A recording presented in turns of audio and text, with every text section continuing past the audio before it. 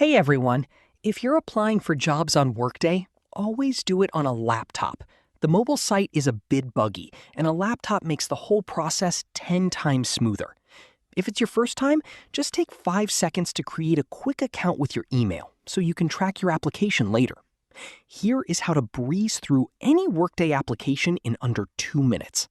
Step 1, click Apply, select Autofill with Resume, and upload a clean, single-column PDF from your files.